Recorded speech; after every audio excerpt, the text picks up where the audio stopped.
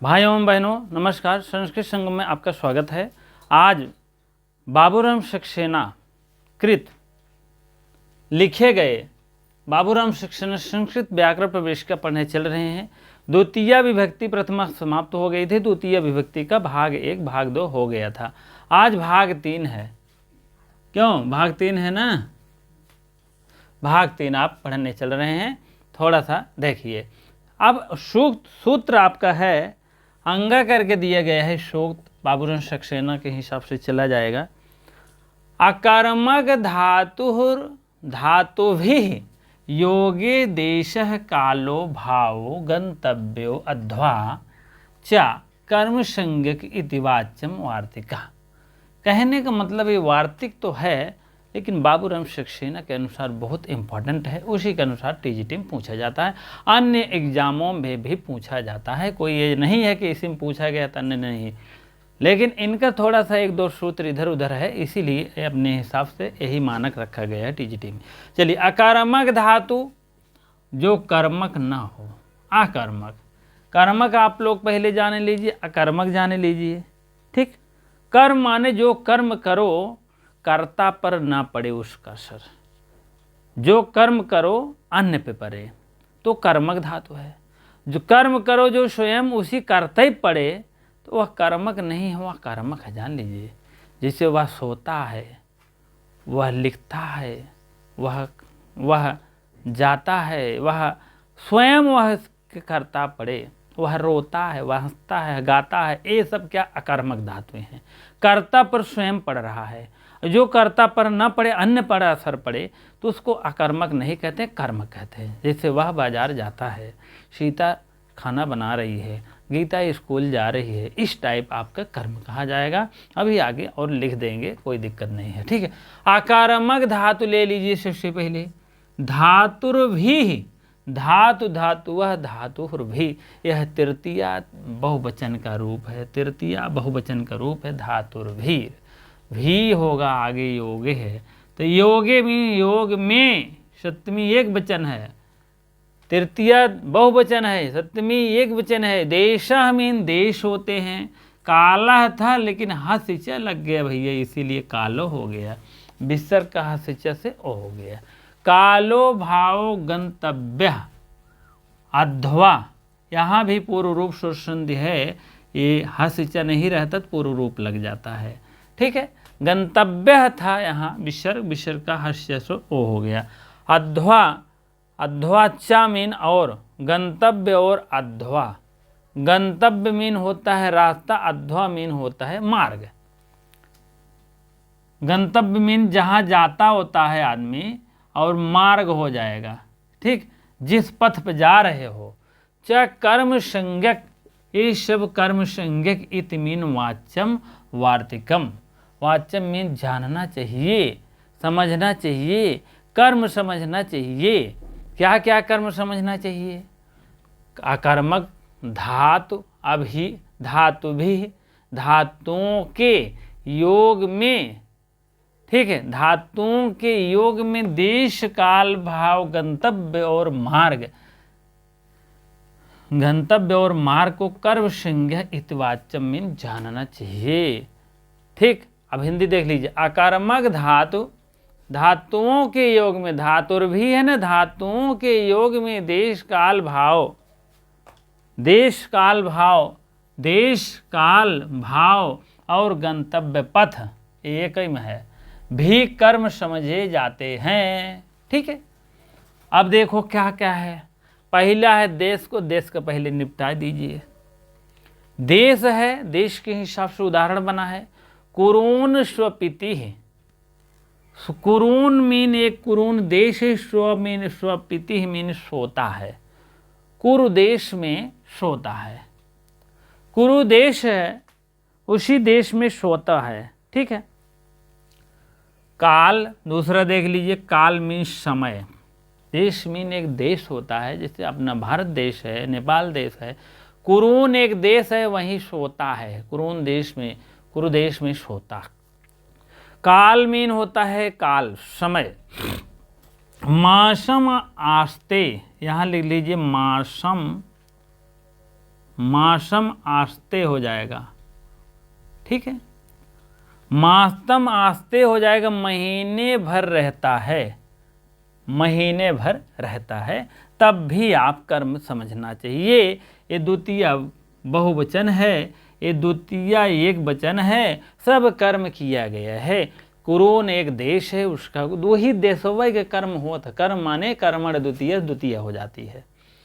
काल माने समय, मास माने महीना। काल माने समय, मास माने महीना, महीने में लग गया है द्वितीय।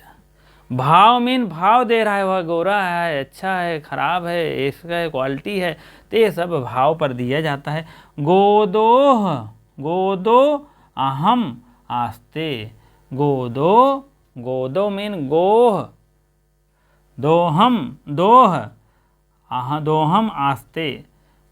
गोह मीन होता है गाय, गोदो मीन गाय की दोहने की क्रिया। दोह माने दोहना, दोह मीन दोहना, और गोह माने गाय। गाय आस्ते मीन दूध दोहने की क्रिया, लिख दीजिए आस्ते। गाय दोहने की क्रिया जितनी देर तक है वह क्या है, भाव है। नाचने की क्रिया, दूध दोहने की क्रिया, खाने की क्रिया, ये सब क्रियाएं हैं, आप लोग जानते रहिएगा। भाव के अर्थ में अगर सूत्र आएगा, आप अकर्मक धातु के इस उदाहरण से, भाव का उदाहरण है, 4 उदाहरण दे देंगे तो भाव आप यही टिक मार दीजिएगा। मान लीजिए काल का कौन सा उदाहरण है, तो कालवाची मासम मार दीजिएगा। देश का कहेगा तो देशवासी मार दीजिएगा, और गंतव्य कहेगा तो गंतव्य आगे है, मार दीजिएगा। तो इसी हिसाब से थोड़ा सा देखते रहेंगे। गंतव्य मीन होता है, गंतव्य जिस देश में रहता है, जहाँ जाता है। कोशम अधीते, कोशम यहाँ तक हो जाएगा, आस्ते हो जाएगा, कोशम आस्ते। क्रोशम, क्रोशम माने द्वितीय एक वचन हो गया, ठीक है।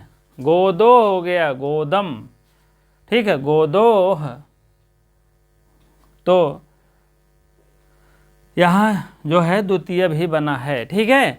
कोशम आस्ते, कोश भर में रहता है, कोश भर में, कोशम माने कोश भर में रहता है। गंतव्य में जाने की क्रिया में कोश भर में भी, नदी कोशा कुटलस्थ दूसरा हो जाएगा, कोश भर तक जब टेढ़ी रहे दूसरा अर्थ हो जाता है।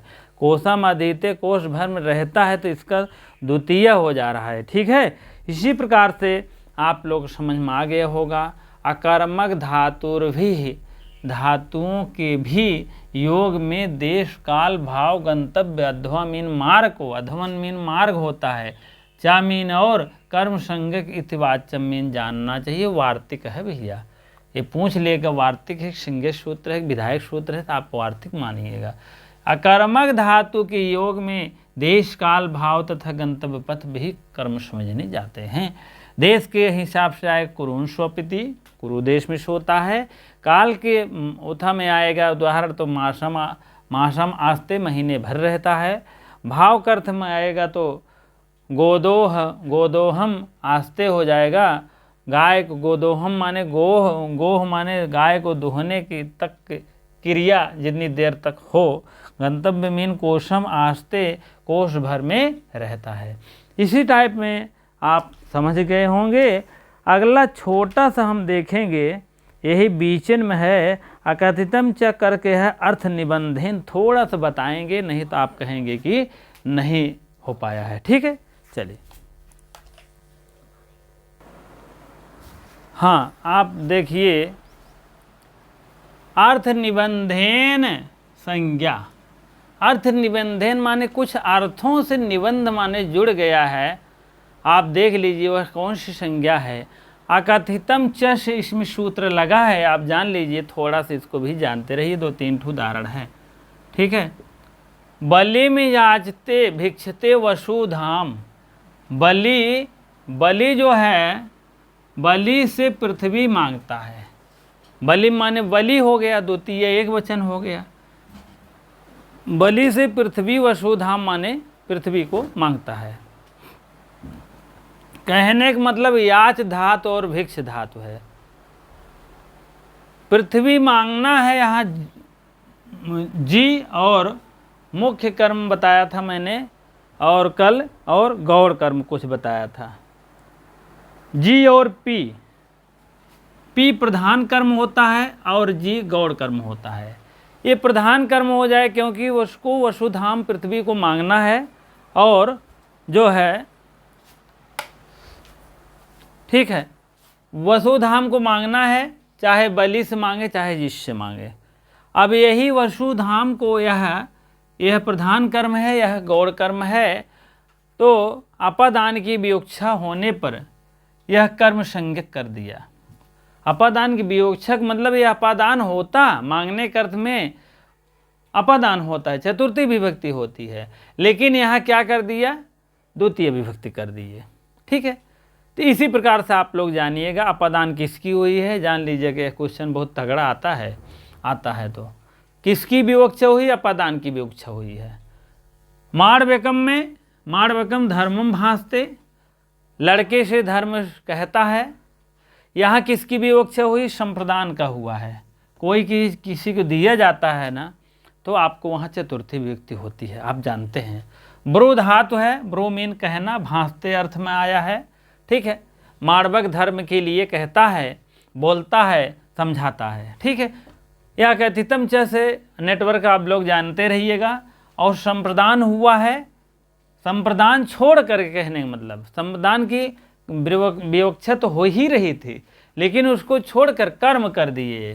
ठीक, द्वितीय एक वचन कर दिए, माड़वकम कर दिए। ठीक है, माड़वकम धर्मम भासते, भासते के अर्थ में है। ठीक है, और माड़वक चाहे कहे चाहे दूसरा कोई कहे। ठीक है, इसी प्रकार से आप लोग जानिएगा।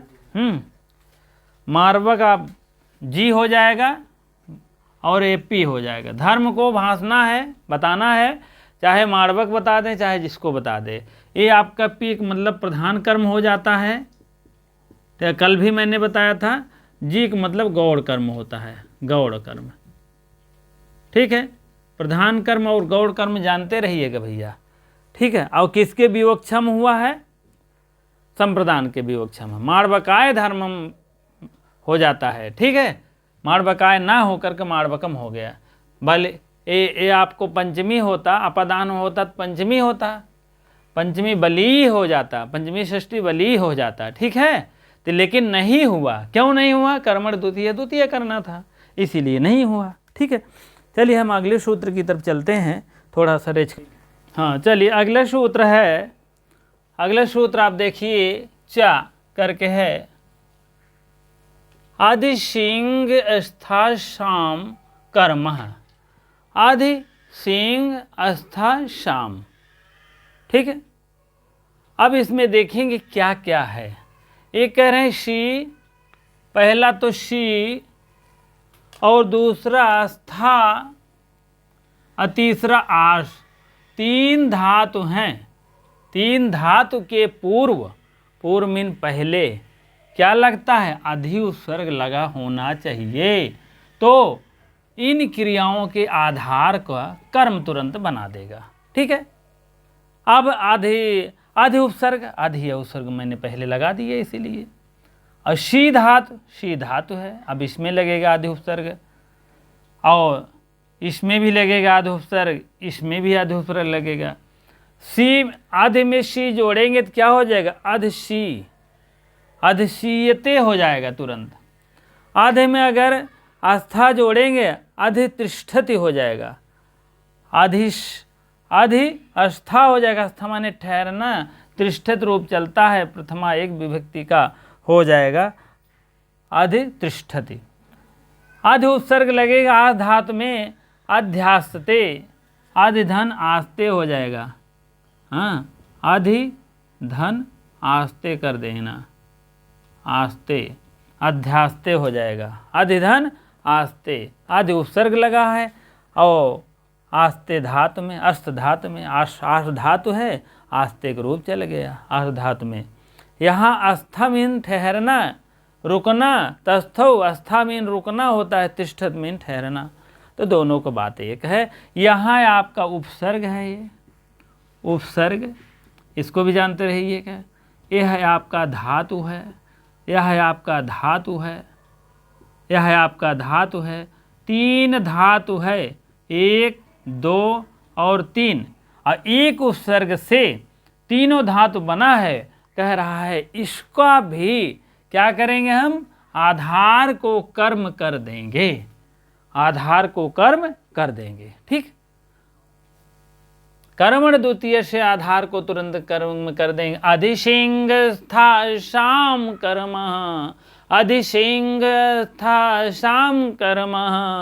अधि उपसर्ग लगने से शिंग आस्था और शाम आस धातु में, आस धातु में यहाँ आधि, इसको तोड़ लीजिएगा, आधि प्लस क्या हो जाएगा शी, सी प्लस हो जाएगा आस्था, प्लस आस्था यहाँ से करेंगे तो यहाँ आस निकलेगा भैया, यहाँ जैसे आस निकलेंगे तो यहाँ आम, आम राम शाम कहाँ का बन गया, आस्थाम है, द्वितीय नहीं षष्ठी बहुवचन हो जाएंगे, के हो जाएगा षष्ठी बहुवचन हो जाएंगे।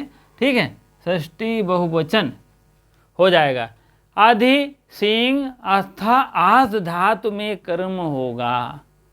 कैसे होगा, आधि उपसर्ग लग जाएगा पहले, आस्था के अधिक आगे बाद में सी धातु, आस्था धातु, आस धातु, तीनों धातु लग जाएंगे अधि उपसर्ग में। तो तीनों का हो जाएगा, क्रियाओं के आधार पर हो जाएगा, कर्म हो जाएगा। ठीक है, अब हम समझ में आ गया होगा आपके उपसर्ग क्या है, उपसर्ग ए है, धातु क्या है, धातु सी है, धातु अवस्था है, धातुवास है। 3 धातु है, एक उपसर्ग है, और तीनों उपसर्ग में, तीनों धातुओं में एक एक उपसर्ग लग जाएगा, तुरंत आपकी बन जाएगी क्रिया। ठीक है, आधे में सी जुड़ेगा, आधे शेते रूप बना है तब बना, नहीं अधिसी बनता। ठीक है, आधे में आस्था अगर प्लस हो जाएगा अधिष्ठा हो जाएगा, लेकिन अधिष्ठित हो जाएगा। हाँ, तो लेकिन अधितिष्ठित हो गया, तिष्ठित माने बैठना, अधि।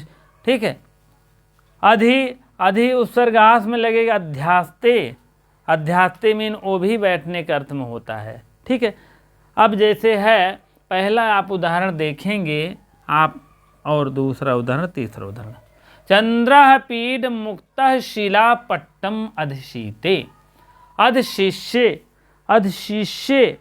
ठीक, चंद्रपीड जो है, चंद्रपीड इसका अर्थ लिख लीजिए, चंद्रपीड जानते हैं, मुक्त मीन होता मुक्त शिलापट्ट, पट्टम, मुक्त शिलापट्ट है, एक शिलापट्ट पर अधिशीते मीन बैठा हुआ है।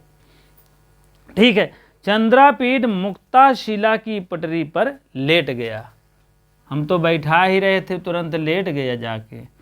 मुक्त शिलापट्ट पर, मुक्त शिलापट्ट है, शिलापट्ट है, कहने का मतलब पट्ट का मतलब शिला, एक शिला है, इतना बड़ा शिला का मतलब होता है पत्थर की एक शिला है। ठीक है, शिला पटरी है, पटरी पटरी है, पटरी जान लीजिए, शिला के, शिला मतलब पत्थर के इतना दूर में ऐसे शिला पटरी होती है बाकायदे। अधसीते मीन लेट गया, लेट गया। ठीक है, लेट गया, कौन लेट गया, चंद्रपीड ले गया, लेट गया। अधसीते शिलापट्टम, यही पे तुरंत द्वितीय कर दिए एक वचन। ठीक है, जिस पे लेटा हुआ है उसी पे कर दिए द्वितीय। अब दूसरा उदाहरण देखेंगे, अर्धासनम गोत्र अभि, अभि अधि तस्थौ, अर्धासनम गोत्र अभि, गोत्र अभि अधि तस्थौ। ठीक है, अर्धासनम मीन होता है इंद्र के आधे आसन पर बैठता है, यहाँ भी लिख लीजिए, इंद्र के आधे आसन पर बैठता है, बैठता है। अर्धासनम माने अर्ध आसन, अर्धयासम गोत्र, गोत्र भी अभि, आधि, आधि मीन आधे, तस्थो मीन बैठता है। आधि आसने मीन आधे आसन पर बैठता है। कौन बैठता है? कोई पता नहीं है, कोई है। ठीक है, गोत्र भी दो, गोत्र अभिधो, अभि, अधि, अधि मीन अधि, आधे आसनों पर तस्थो मीन बैठा है। यहाँ लगा है ना, तस्थ धातु है, तस्थो है, तिष्ठति से त्रस्थो हो गया है।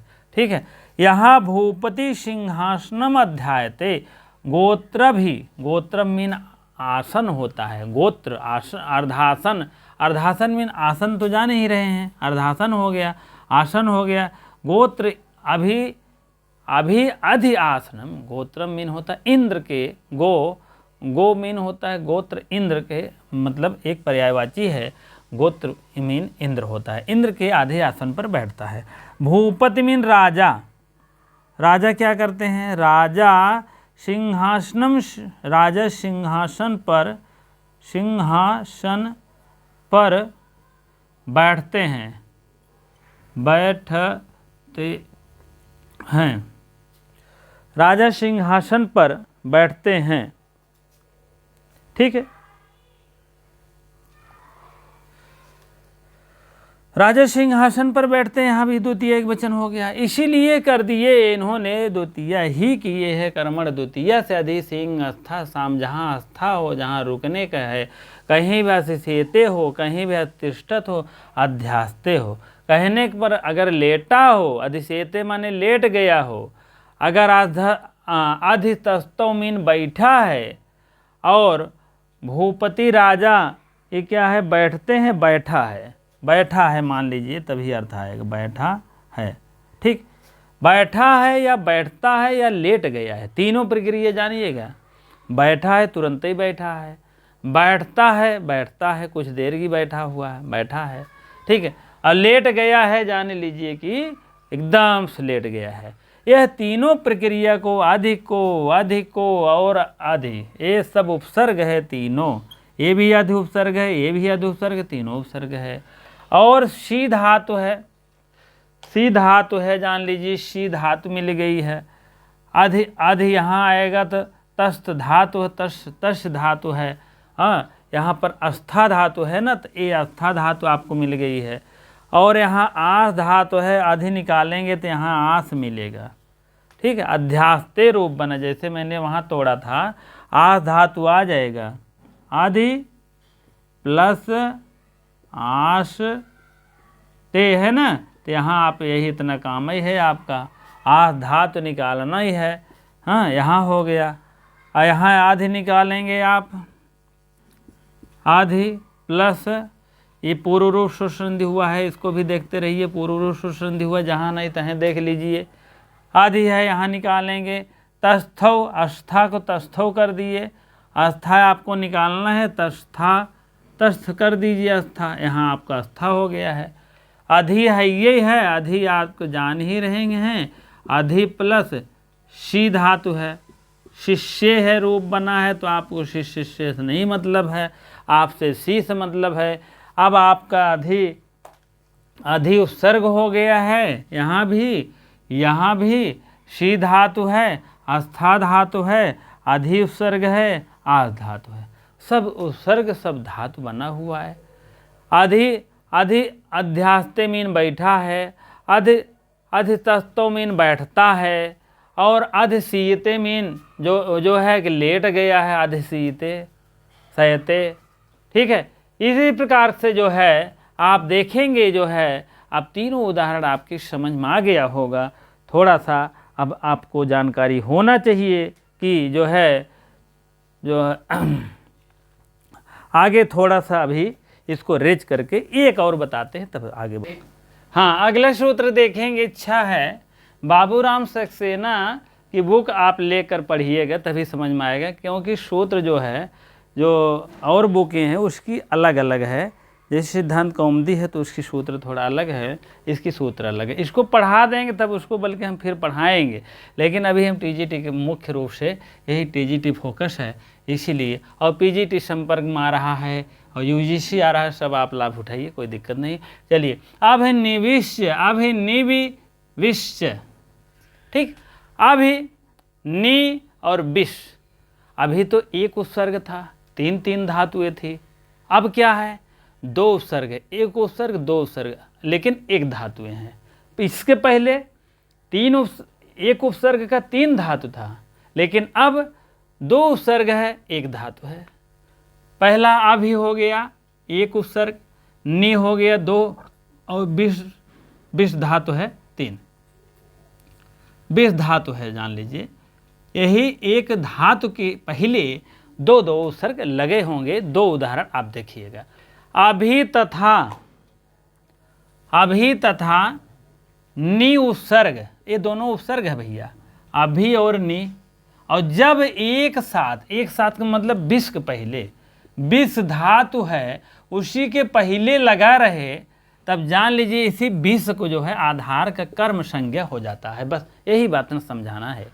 अब मैंने देखिए लगाया है अभी और विश लगाया है धातु के पहले, ठीक है। उसको पहले आप देखेंगे, और उदाहरण कहाँ गया,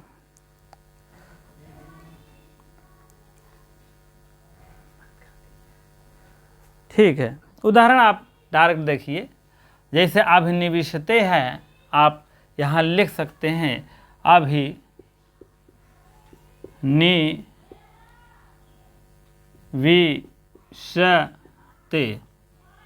पहला है।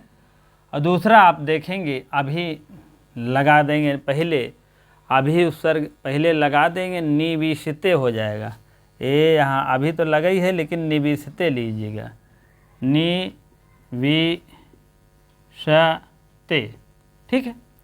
इसी प्रकार से दोनों बन गया। नि धातु है, नि करें, नि उपसर्ग है और विश धातु है। इसमें अभी उपसर्ग है और विश धातु है, ठीक है। यही दोनों लीजिएगा।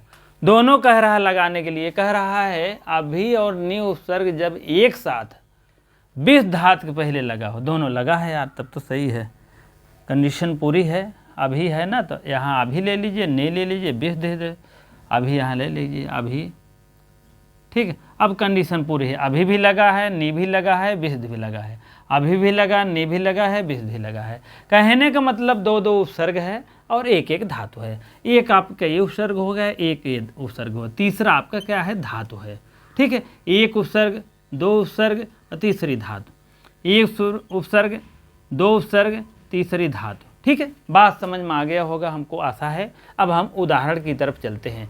पहला उदाहरण इन्होंने दिया है, सन्मार्गम अभिनिविशते। सन्मार्गम मीन होता है सन्मार्ग को, अभिनिविशते मीन जाता है। सन्मार्गम अभिनिविशते, वह अच्छे मार्ग का अनुसरण करता है। हिंदी लिख लीजिए, वह अच्छे मार्ग का अनुसरण करता है, ठीक है। अब इसमें से जान लीजिए अच्छे मार्ग, सन्मार्गम, सन मीन होता अच्छे, मार्गम मीन मार्ग को, अभिनिविशते, अभि धातु उपसर्ग है, नि धातु है, विश धातु है। अभी उपसर्ग है, नि उपसर्ग है, विश धातु है। एक, दो, तीन, ये आपका उपसर्ग है, उपसर्ग लिख दिया करिए, आपको उपसर्ग लिख दीजिए। इसमें जान लीजिए कक्षा एक की तरह पढ़ा रहा हूँ, आप खूब समझिएगा, डायरी पे ऐसे ऐसे लिखते चलिएगा, नोट करते चलिएगा, गारंटी है एक भी क्वेश्चन छूटेगा नहीं। जान लीजिए व्याकरण हो, गद्य या गद्यांश पद्यांश हो, ठीक है। इतना तगड़ा पढ़ाऊँगा और मारेंगे, धुआं धुआं हो जाएंगे, एक एक क्वेश्चन आपके दिमाग में फीड हो जाएंगे। जान लीजिए, आप लोग समझ में आ रहा ना, जो जितने बैठे हैं आप लोग, हाँ ठीक। चलिए, ये आपके उपसर्ग अभी हो गया भैया, नि उपसर्ग हो गया, विश धातु है, विश धातु लिख दीजिए, नहीं तो कुछ लोग नहीं समझ पाते हैं ना। इसका ऐसे करड़ी जैसे निशान होता है, वह लगाए भी हैं, लेकिन आप जानते रहिए। वह अच्छे मार्ग को अनुसरण करता है, ठीक है। वह अच्छे मार्ग को, वह नहीं है लेकिन जोड़ देते हैं सन्मार्ग अभिनिवेशते, मतलब होता है वह अच्छे मार्ग को अनुसरण करता है। धन्या सह कामनीयाम भवन मनो अभिनिवेशते, यह है आपका उपसर्ग है और नी आपका उपसर्ग है, ठीक है, और 20 आपका धातु है। ये भी जानते रहिए, जो आपकी प्रक्रिया यहाँ है वही यहाँ है। अभी उपसर्ग, अभी और नी उपसर्ग 20 धातु को पहले लगा होना चाहिए, कंडीशन पूरी है। अभी उपसर्ग, नी उपसर्ग और 20 धातु, अभी उपसर्ग, नी उपसर्ग, 20 धातु, तीनों कंडीशन पूरी है, तीनों आप लगा लीजिएगा। उसमें अलग अलग उदाहरण बने हुए थे, एक धातु था, 3 उपसर्ग थे, लेकिन यहाँ एक उपसर्ग नहीं है, 2 उपसर्ग है, ठीक है, और एक धातु है। धातु वहाँ एक थी, उपसर्ग ज़्यादा थे, ठीक है। चलिए, धन्याशः कामनीयाम भवन मनो अभिनिवेशते,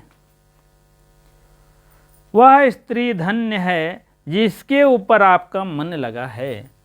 वह स्त्री धन्य है जिसके ऊपर आपका मन, भवन माने आपका मन लगा हुआ है, ठीक।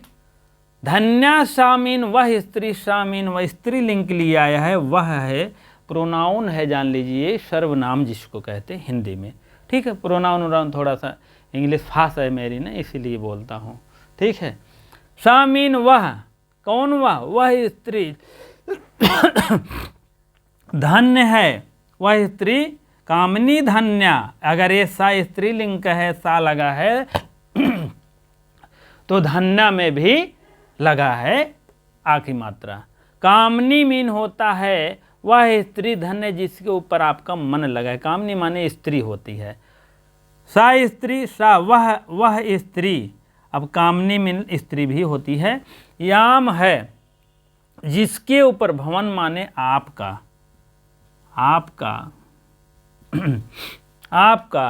मन, भवन यहाँ आप ऐसे लिख दीजिएगा,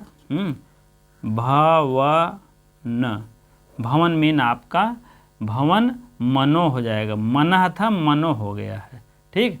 अब धन अभी आप इधर आप कर लेंगे, निविष्ट आप कर लेंगे, ठीक है। भवन मन, भवन मीन आपका मनः मीन मन, अभिनिवेशते मीन लगा हुआ है, अभिनिवेशे मीन इधर अनुसरण करता है, इधर लगा हुआ है, तो आपका हो जाएगा अभी उपसर्ग, नी उपसर्ग, विष धातु, तो हो गए अभिनिवेशते। अब देखिए यही तो यहाँ अभी तो यही ढाल होता था, लेकिन अब एक कह रहे हैं भैया तो अभी तो नी धातु, विष धातु और नी प्रत्यय से, नी उपसर्ग से, विष धातु से यदि शोक शिखाम पदेरु, अगर शोक शिखाम पदेरु शब्द रहेगा तो यह द्वितीय नहीं होगी, सप्तमी होगा। ये वार्तिक है, छोटा सा है, यहीं बाबूराम सक्सेना है कहीं, ठीक है, इसको भी जानते रहिएगा। यदि अभी और नी के साथ आकर केवल एक आए तो द्वितीय ही होगा, उसके बाद तो मान लीजिए द्वितीय तो कर ही रही है, अभी और नी के साथ ना आए तो केवल एक ही आवे तब भी द्वितीय होगी, द्वितीय ना होगी। हो मतलब ये है, आप लोग जान लीजिए, ये कहावत है ना, जब जोड़वई सही हैं अभी और नी जब दोनों वही हैं, मतलब क्रम वाइज, अभी आएगा प्लस नी आएगा प्लस 20 आएगा, यह तीनों जब चली हैं तभी जवाना है द्वितीय होगा, बराबर द्वितीय होगा, ठीक है। अगर यह में से एक को जोड़ा फूटा, ये भी में कोई भी एक जोड़े में एक नहीं रहेगा तो दोस्त मान चलिए जो है सप्तमी हो जाएगी, द्वितीय तो हो ही नहीं करे। ठीक बा। अब देखिए निवीसते नहीं है, अभी तो है ही नहीं है। बात समझ में आ रहा है? अभी तो है ही नहीं है, निवीसते है, नी है एक आपका उपसर्ग है और एक धातु है, तब आपको क्या हो जाएगा, सप्तमी मान चलिएगा। ये नैषध से लिया गया है, एक आपका उपसर्ग है, एक धातु है, यदि शकोन शिका पदेरु है तो नैषध से लिया गया है, सप्तमी होगा, मान के चलिए। ठीक है, अब इतना आशा है समझ में आ गया होगा। अगला हम उदाहरण चलेंगे, ज वाला है, उपांध वंध्यांग वशा। ये हम कल बताएंगे। वस धातु है और 3 प्रत्यय हैं, वो 3 उपसर्ग है। अभी तो आपका द्वितीय उपसर्ग था भैया, द्वितीय उपसर्ग था, लेकिन अब 3 उपसर्ग होगा। पहले एक उपसर्ग था, 3 धातुएं थी, लेकिन अब 2 उपसर्ग है, 1 धातु है। अगले में क्या है, 4 उपसर्ग है भैया। 4 उपसर्ग लगा हो तो आधार का तब कर्म होगा। ठीक है, वश धातु है, 4 उपसर्ग लगा है। ठीक है, उपांध वंध्या थोड़ा सा पढ़कर आइएगा अगले में। आप जब भी पढ़िए बाबूराम सक्सेना लगे धर कर पढ़िए और एक नोट्स बनाते चलिए। जो चीज़ें लिख देते आप कभी नहीं भूलते हैं, हम जानते हैं, इसलिए आप लिखा करिए, बिना लिखे से कुछ नहीं होगा। ठीक है, और आप जो है, आप में बहुत शक्ति है, आप जो चाहेंगे वो होगा। आप मेहनत करेंगे, TGT आपकी एकदम टॉप करेंगे, जान लीजिए। कोई इसमें एक क्वेश्चन बाकी नहीं रखेंगे जिसे कि आप लोग एकदम समझ में आ ही जाएगा, कोई बहुत बड़ी बात नहीं है। ठीक है, मेहनत करेंगे। और अब हम नेक्स्ट वीडियो अगले टर्न पर देंगे। और आप लोग को वीडियो अच्छी लगती हो तो लाइक शेयर कमेंट के माध्यम से और बताइए, अच्छा खराब जो भी है। और वीडियो अच्छी लगती हो तो, नए हो तो करबद्ध निवेदन है, आप जो है सब्सक्राइब अवश्य करिए। धन्यवाद।